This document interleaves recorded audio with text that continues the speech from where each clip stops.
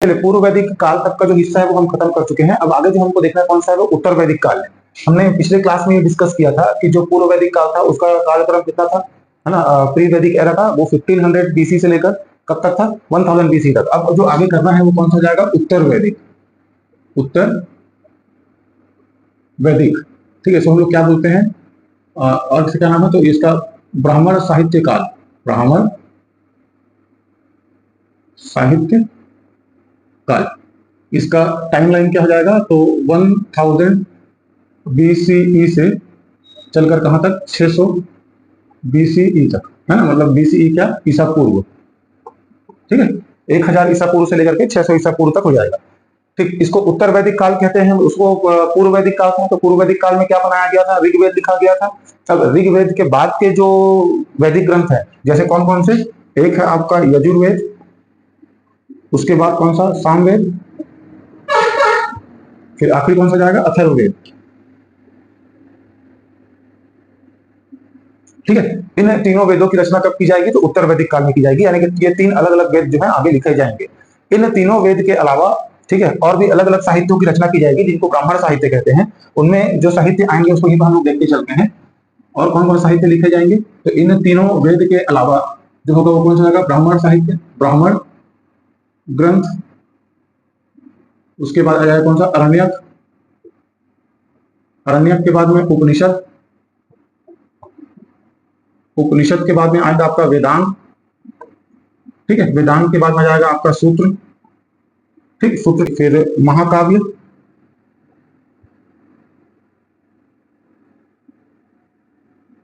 ठीक है। महाकाव्य के बाद पुराण,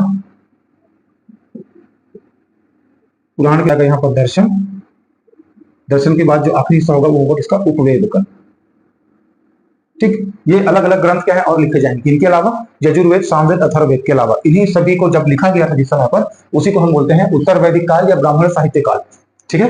वैदिक सभ्यता को हम लोग दो पार्ट में डिवाइड करके पढ़े थे। एक था पूर्व वैदिक काल और दूसरा उत्तर वैदिक काल।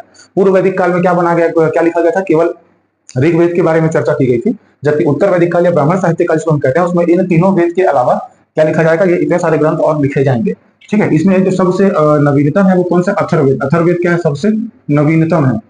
नवीनतम का मतलब क्या होता है, लेटेस्ट, ठीक है।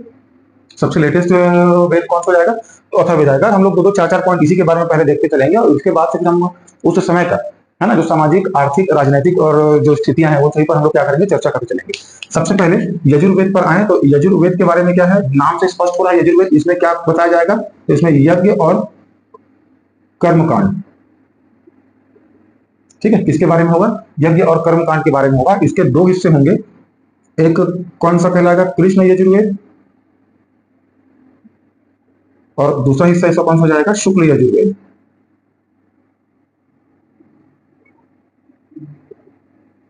ठीक है।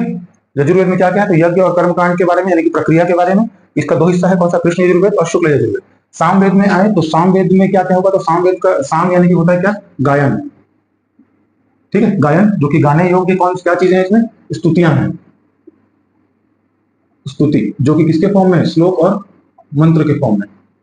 देखो मैं क्या कह रहा हूं, सामवेद में जो देवी देवताओं को प्रसन्न करने के लिए जितने मंत्र और स्तुतियां होती हैं, उन सभी को क्या है, गायन शैली में यहाँ पर क्या किया गया है, लिखा गया है, ठीक। आगे आते हैं किस पर, अथर्ववेद पर। तो अथर्ववेद में जो है क्या है वो, इसमें कर्मकांड, ठीक है, जादू, उसके बाद टोना टोटका, उसके अलावा इसमें वशीकरण आदि का क्या है, इसका विषय वस्तु है। उसके बाद इसको कहा जाता है कि इसको लिखने वाले कौन थे, अनार्य थे, ठीक। अनार्य का मतलब है कि जो लोग आर्य नहीं थे उन लोगों द्वारा क्या किया गया, इसको लिखा गया है, ठीक है। ये समझ में आया। यजुर्वेद के बारे में क्या है, यज्ञ कर्मकांड, दो हिस्से हैं, कृष्ण यजुर्वेद, शुक्ल यजुर्वेद। सामवेद में है तो सामवेद में विषय वस्तु क्या है, इसमें स्तुतियां दी गई हैं देवताओं के लिए, जो कि गायन शैली में है। उसके बाद अथर्ववेद क्या है, सबसे नवीनतम है, कर्मकांड, जादू टोना, वशीकरण आदि इसका विषय वस्तु है, और इसको किसके द्वारा लिखा गया, अनार्यों के द्वारा लिखा गया है, ठीक है ना। इतना होगा, छोटा छोटा हम लोग लेते चलेंगे, ज्यादा डिटेल में हम लोग पढ़ने की जरूरत नहीं है हमको, ठीक। इसके अलावा इसके दो भाग हैं, कौन सा, एक है पिप्पलाद और दूसरा कौन सा है, शौनक, ठीक। दो हिस्से हैं इसके भी, पिप्पलाद और शौनक, ठीक। अब आते हैं किस पर, इन ग्रंथों पर आते हैं। ब्राह्मण साहित्य में अगर आएंगे तो चारों वेदों के लिए अलग अलग ब्राह्मण साहित्य बनाए गए हैं। जिसमें सबसे पहले इसको इंग्लिश में कौन सा अथर्व ऋग्वेद, ऋग्वेद, उसके बाद यहाँ नीचे में डाल लेते हैं इसको यजुर्वेद, उसके बाद आपका जाएगा सामवेद, सामवेद के बाद आखिरी में कौन सा अथर्ववेद। ऋग्वेद से जो जुड़ा ब्राह्मण साहित्य है तो ये है आपका ऐतरेय, ठीक, और दूसरा कौन सा कौशितकी, ठीक है। ऐतरेय में राज्याभिषेक नियम दिए हुए हैं, ठीक, राज्याभिषेक से जुड़े हुए क्या है बातें यहाँ पर की गई है। ऋग्वेद से जुड़ा हुआ ब्राह्मण साहित्य कौन सा, एक ऐतरेय ब्राह्मण और दूसरा कौशितकी ब्राह्मण। यजुर्वेद में आए तो यजुर्वेद फिर दो हिस्से में था, कौन सा, एक था कृष्ण और दूसरा कौन सा था शुक्ल, ये दो हिस्से में था ये, तो इन दोनों के लिए अलग अलग होगा। इसके लिए कौन सा कृष्ण, यजुर्वेद के लिए कौन सा, तो शतपथ, और इसके लिए कौन सा तैत्तरेय,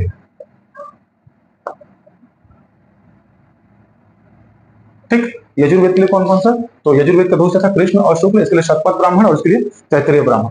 आगे आते हैं इस पर सामवेद पर, तो सामवेद से जुड़े हुए चार हैं, कौन कौन सा, एक आपका पंचवेद, उसके बाद आएगा आपका षडवेद, पंचवेद षडवेद, उसके बाद जैमिनी और आखिरी में कौन सा तांडव, ठीक। पंचवेद, षडवेद, जैमिनी और तांडव। अथर्ववेद से जुड़ा हुआ जो ब्राह्मण ग्रंथ है उसको बोलते हैं क्या, गोपथ,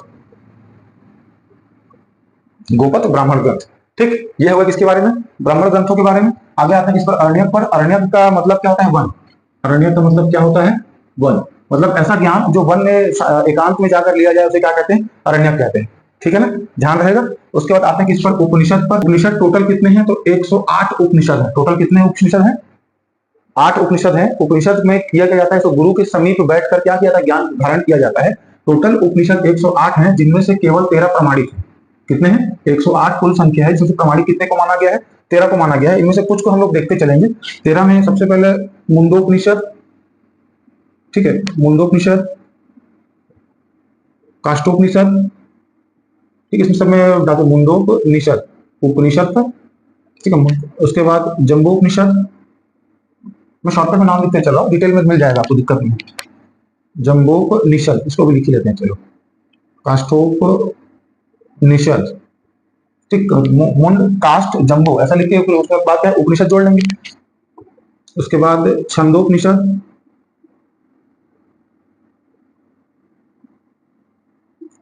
उसके बाद श्वेत उपनिषद, उसके बाद आखिरी नंबर कौन सा, बृहद, ठीक। जो सबसे पहले मुंडोपनिषद है, इससे लिया गया क्या, सत्यमेव जयते, सत्यमेव जयते, ये कहां से उठाया गया है, तो मुंडोपनिषद से उठाया गया। उसके बाद काष्ठोपनिषद में आए तो इसमें यम और किसके बारे में बताया गया, नचिकेत, ठीक है, किसके बीच की बातचीत का वर्णन है, तो यम और नचिकेत के बीच के बातचीत का वर्णन है। जम्बोपनिषद में दिए गए हैं 4 आश्रम, 4 आश्रम, ठीक है। जो 4 आश्रम मतलब कहने का मतलब क्या है, मानव जीवन के 4 अलग अलग चरणों को बताया गया है। पहले में क्या होता है, ब्रह्मचर्य, फिर गृहस्थ, फिर वानप्रस्थ और संन्यास। कौन कौन सा है, इसको लिख लेते हैं यहीं पर, कौन कौन सा। सबसे पहला ब्रह्मचर्य, ब्रह्मचर्य, ब्रह्मचर्य, उसके बाद कौन सा, गृहस्थ, गृहस्थ, गृहस्थ के बाद में कौन सा, वानप्रस्थ, और वानप्रस्थ के बाद में संन्यास, ठीक। ये 4 आश्रम होते हैं। ब्रह्मचर्य कब कब से कब तक, तो शिक्षा ग्रहण करते हैं जब वो ब्रह्मचर्य कहलाता है। गृहस्थ वैवाहिक जीवन के लिए, वानप्रस्थ वन के लिए, और संन्यास कौन सा है, तो इसमें आपको सब कुछ त्यागना होता है, ठीक है। उसके बाद किस पर, छंदोपनिषद में। तो छंदोपनिषद के बारे में क्या है, इसमें पुनर्जन्म के बारे में बताया गया,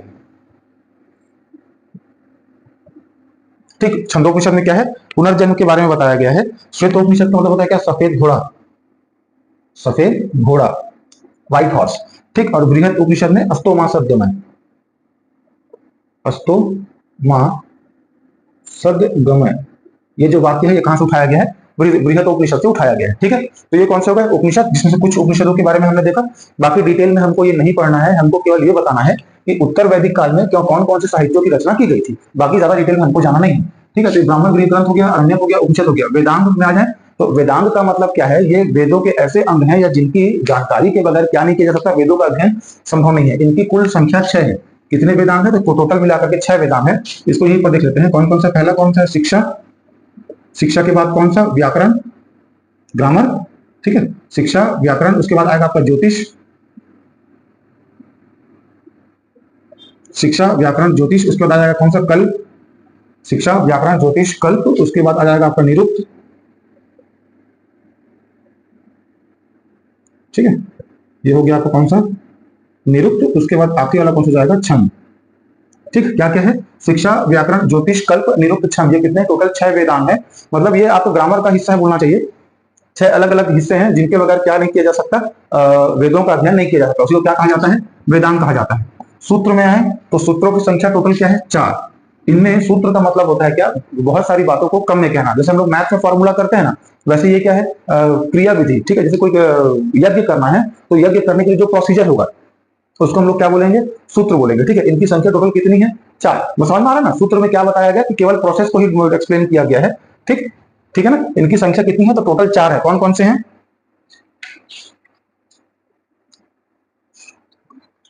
ठीक, ये इसको भी यहीं पे हम लोग लिख लेते हैं। कौन कौन से सूत्र हैं, तो 4। एक है आपका कल्प, उसके बाद है आपका श्रौत, कल्प, श्रौत, उसके बाद आएगा आपका धर्म, उसके बाद आखिरी वाला कौन सा है, गृह। ठीक है, कौन कौन से हैं, तो कल्प, श्रौत, गृह, धर्म। कल्प सूत्र में क्या बताया गया है, तो ठीक, ठीक, कल्प सूत्र में कर्मकांड, कर्मकांड या यज्ञ से जुड़ी हुई बातें हैं। ठीक है, कर्मकांड या यज्ञ। श्रौत में है आपका इसको लिखते हैं क्या, इसको गृह संस्कार, गृह संस्कार है। धर्म में धर्म से जो धर्म संस्कार है।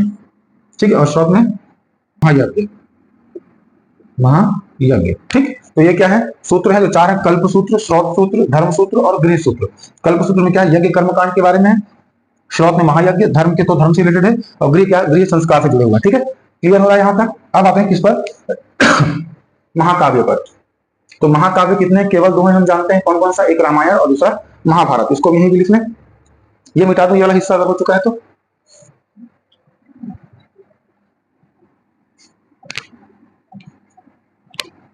ठीक, महाकाव्य पर आते हैं, तो महाकाव्य की संख्या कितनी है, 2 है।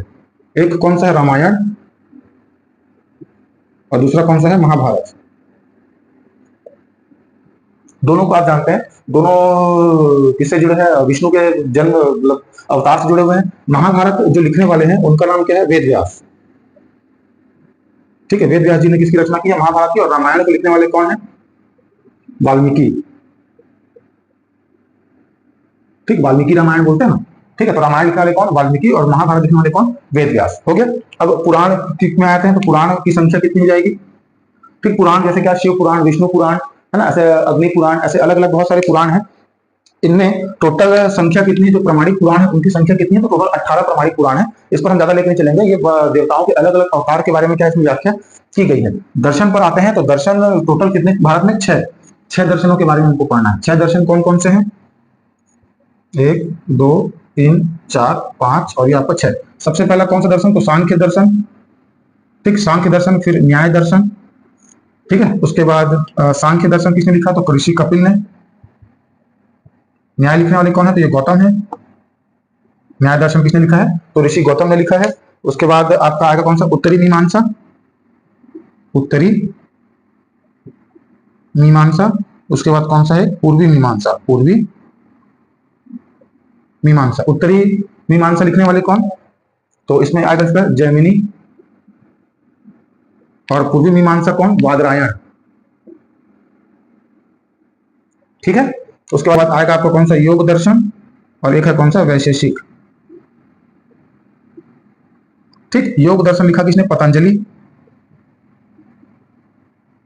ठीक है, और वैशेषिक दर्शन लिखने वाले कौन है, ऋषि कणाद। ठीक है, जो साइंस में एटॉमिक थ्योरी दी जाती है, ना मानते हैं कि वो यहीं से स्टार्ट हुआ था। ठीक है, तो दर्शन साहित्य कितने, 6, सांख्य, न्याय, योग, वैशेषिक, उत्तरी मीमांसा और पूर्वी मीमांसा। ठीक है, दर्शन में सांख्य दर्शन लिखने वाले कौन है, कपिल है। न्याय दर्शन के गौतम, योग दर्शन पतंजलि, जानते हैं रामदेव योगा कराते हैं, पतंजलि। ठीक है, वैशेषिक दर्शन कणाद, उत्तरी मीमांसा के जैमिनी, और पूर्वी मीमांसा लिखने वाले कौन है, वादरायण है। ठीक है, ये हो गया फिलोसफिकल पार्ट। अब आखिरी वाला हम लोग आते हैं किस पर, उपवेद पर। ठीक है, ये जो अलग अलग 4 वेद हैं, इन चारों वेद के अलग अलग उपवेद भी हैं, जिसको भी हम लोग यहीं पर देखते हैं। फिर हमारा पूरा कंप्लीट ब्राह्मण साहित्य वाला हिस्सा हमारा खत्म हो जाएगा। ठीक है,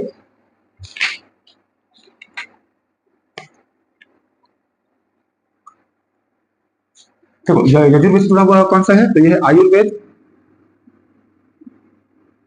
ठीक है। कौन सा, यजुर्वेद का, इसका सामवेद का, सॉरी ये आयुर्वेद किसका, ऋग्वेद का हो जाएगा। सॉरी सॉरी सॉरी, ये आयुर्वेद किसका है, तो ऋग्वेद का है। आयुर्वेद किसका है, तो ये हो जाएगा इसका ऋग्वेद का, ठीक है, आयुर्वेद। फिर यजुर्वेद का गंधा जाएगा कौन सा, धनु वेद, ठीक है। इसका जाएगा कौन सा, सामवेद का गंधर्व, और अथर्ववेद को जाएगा शिल्प, ठीक, ठीक है। ये किसका है, इसका है ना, ये इसका, ये इसका, और ये इसका, क्या है, ये सब उपवेद है, यानी कि उन्हीं वेदों को आगे और डिटेलिंग के लिए क्या लिखा गया है, उपवेद। तो उपवेद ज्यादा कुछ है नहीं, वो वेद के क्या है और डिटेल्ड रूप है, ठीक है। तो ऋग्वेद का डिटेल्ड आयुर्वेद में, यजुर्वेद का धनुर्वेद, असामवेद का गंधर्व, और अथर्ववेद का शिल्प उपवेद, ठीक है। तो ये हमारे हुए कितने टोटल, जितने ब्राह्मण साहित्य जिस जो उस समय क्या किए गए थे, उत्तर वैदिक काल में लिखे गए थे। अब आते हैं हम लोग किसमें, इसकी जो सामाजिक स्थितियां या आर्थिक स्थितियां किस प्रकार बदली, ऋग्वेद में, ऋग्वेदिक काल के समय क्या था, उत्तर वैदिक काल के समय क्या था। देखो जैसा आप यहाँ पर देख पा रहे हो, बार बार कर्मकांड यज्ञ शब्द का बार बार इस्तेमाल किया जा रहा है, होता कुछ नहीं है। ऋग्वेदिक काल में स्थितियां सामान्य होगी, उत्तर वैदिक काल में आते आते कर्मकांड यज्ञ बलि आहुति ये सब क्या जाएंगे, बहुत ज्यादा बढ़ जाएंगे। इसके साथ में क्या समाज में बहुत सारी कुरीतियां भी आ जाएंगी, एक एक करके हम लोग उस सब में बात करते चलते हैं, ठीक है।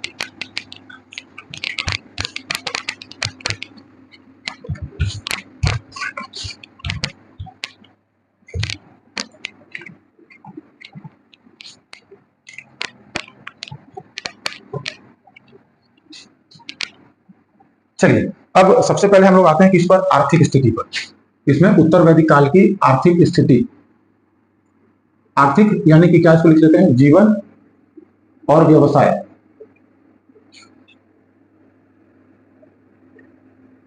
ठीक। इकोनॉमिक स्टेटस की हम बात कर रहे हैं, कौन सा, इकोनॉमिक स्टेटस,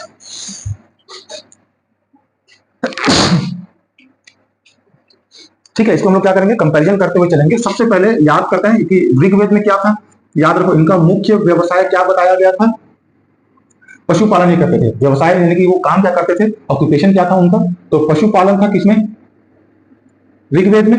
ऋग्वेद में क्या था, पशुपालन था, जो कि बदल जाएगा किसमें, कृषि में, ठीक। ऋग्वेदिक काल में, ये जो ऋग्वेदिक काल था उसमें पशुपालन करते थे, और आगे जाकर जो उत्तर वैदिक काल आएगा उसमें क्या करने लगेंगे, कृषि करने लगेंगे। क्योंकि कहा जाता है इसकी खोज हो गई थी, लोहे की खोज हो गई थी, ठीक है। उसमें मतलब लोहा क्या कर लिया गया था, खोज लिया गया था। तो लोहे की खोज होने की वजह से क्या हुआ, कृषि में वृद्धि होनी शुरू हुई। तो लोग अब क्या करने लगे, मुख्य काम उनका क्या हो जाएगा, कृषि हो जाएगा। बाकी पशुपालन जो था वो उनका सेकेंडरी काम हो जाएगा। जबकि ऋग्वेदिक काल में क्या था, पशुपालन उनका प्राइमरी वर्क था और कृषि उनका सेकेंडरी काम था, ठीक है। ये चेंजेस देखने को मिलेगा। दूसरा आपको देखेंगे क्या, लोहार, चर्मकार, ठीक है, लोहार, चर्मकार, और ऐसे अलग अलग बहुत से क्या जाएंगे, ऑक्यूपेशन आ जाएंगे, ठीक। तीसरे लेवल पर क्या कहें, तो तीसरे लेवल जो मुद्रा है, मुद्रा, मुद्रा नए नए टाइप के क्या, निष्क, जबकि पिछले वाले में निष्क क्या था, आभूषण था, निष्क। उसके बाद शतमान, और एक क्या जाता है, पाद, निष्क, शतमान, पाद, अलग अलग करके क्या जाएंगे, मुद्रा प्रचलन में हो जाएंगे। उसके तो जो इकोनॉमिक स्टेटस है या आर्थिक जीवन है उसमें केवल इतने ही परिवर्तन देखने को मिलते हैं, बाकी सारा कुछ कैसा है, ऋग्वेद की जैसा ही है। अब आर्थिक के बाद में अगला आते हैं किस पर, राज व्यवस्था। किस पर, तो राज व्यवस्था। राज व्यवस्था मतलब क्या, political state, political status. Political status क्या था, तो पहले याद रखो ऋग्वेद में क्या था, गणतंत्र हुआ करता था। क्या हुआ करता था, गणतंत्र हुआ करता था। तो जो गणतंत्र था वो किसमें बदल चुका था, अब राजतंत्र में। राजतंत्र में मतलब जो गणतंत्र मतलब क्या होता है, डेमोक्रेसी का क्या मतलब है, डेमोक्रेटिक होने का मतलब यह था कि सभा और समिति ये दो संस्थाएं थी जो दोनों मिलकर किसका चुनाव करती थी, राजा का चुनाव करती थी। और राजा का पद वंशानुगत नहीं था, मतलब राजा का बेटा राजा बनेगा ऐसा सिस्टम नहीं था, जो जनता जिसको चुनती थी वही राजा बनता था। लेकिन उत्तर वैदिक काल में जो गणतंत्र था वो किसमें बदल जाता है, राजतंत्र में। यानी कि अब वो सुविधा शुरू हो चुकी है कि क्या करेगा, राजा का बेटा ही राजा बनेगा वाला सिस्टम शुरू हो चुका है। इसको क्या बोलते हैं, हायरार्की सिस्टम कहते हैं, ठीक है। अब इसके बाद अलावा जो राजा होगा, है ना, राजा क्या करेगा, उपाधियां धारण करना शुरू करेगा, टाइटल्स। टाइटल्स मतलब क्या, महाराजाधिराज, है ना, चक्रवर्ती, ये सब जो लिखते हैं ना नाम के सामने टाइटल, ये सब उपाधियां धारण शुरू करेगा। और साम्राज्य विस्तार की भावना होगी, साम्राज्य विस्तार। साम्राज्य विस्तार के लिए क्या करेगा, वो युद्ध करेगा, यानी कि अपना एम्पायर को एक्सटेंड करने के लिए क्या करेगा, युद्ध करेगा, ठीक है। इसके अलावा, ठीक है, ये हो गया। अब बस इसमें राज व्यवस्था में इतनी परिवर्तन देखने को मिलेंगे। राज व्यवस्था के बाद किसमें आते हैं, देखो ये क्या होता है, राज व्यवस्था हो गया। राज व्यवस्था के बाद आते हैं किसमें, सामाजिक स्थिति पर। यहीं पर लिख के चलते हैं इसको। समाज यानी क्या, social aspects, social aspect, social aspects में क्या क्या परिवर्तन होगा।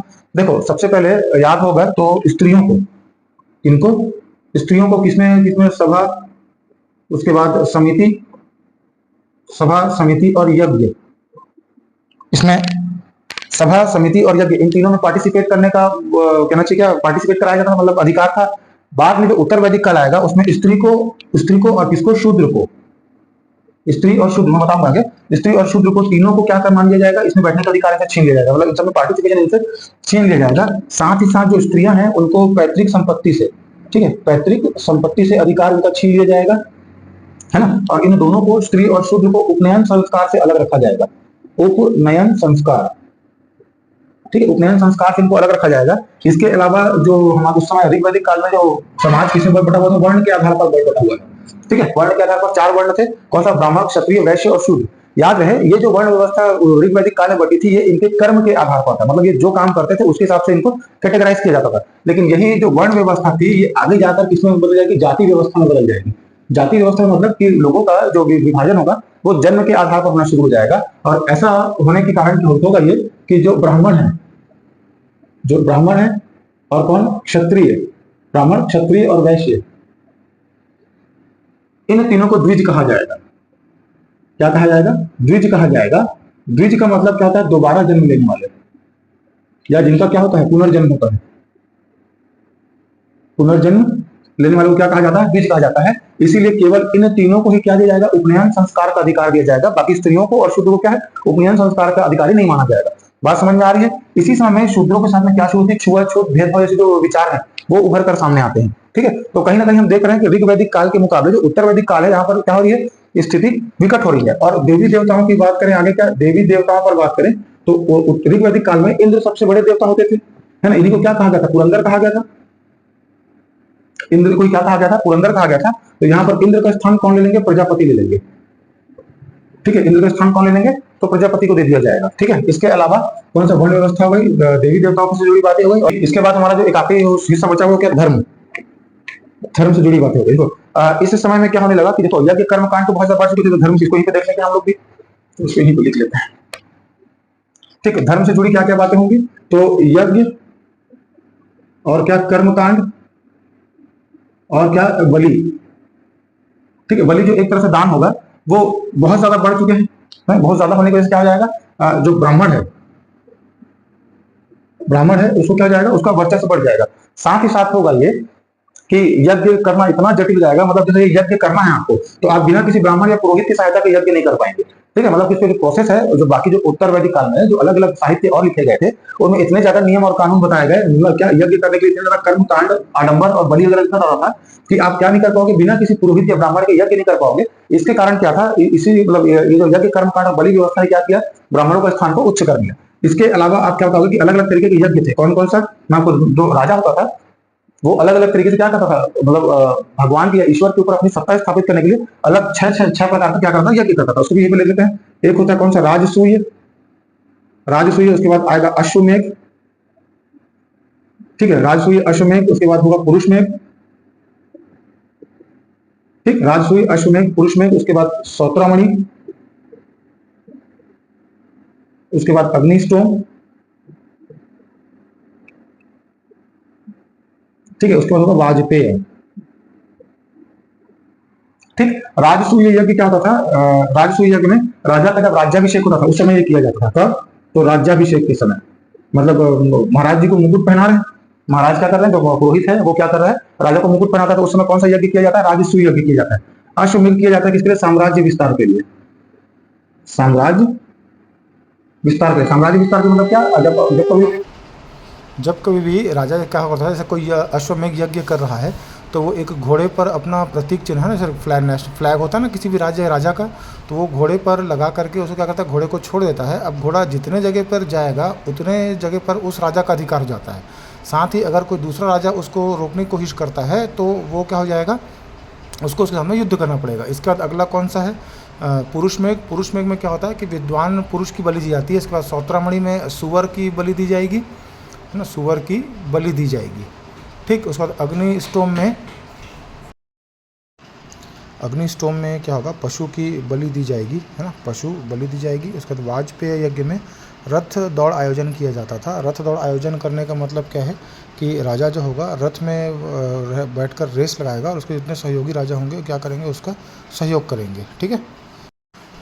धर्म से जुड़े हुए कुछ प्रतीक चिन्ह भी होंगे, जैसे नंदी और हो गया कल्प वृक्ष। कल्प वृक्ष के बाद में आपका एरावत, है ना, एरावत के बाद में फिर कौन सा जाएगा, तो कामधेनु, ठीक। जो नंदी होगा वो शिव का सांड होगा, यानी शिव का प्रतीक होगा। कल्प वृक्ष को स्वर्ग का वृक्ष या स्वर्ग का पेड़ कहा जाएगा, है ना। और जो एरावत है, एरावत होगा आपका सफ़ेद हाथी, जो कि इंद्र का वाहन होता है।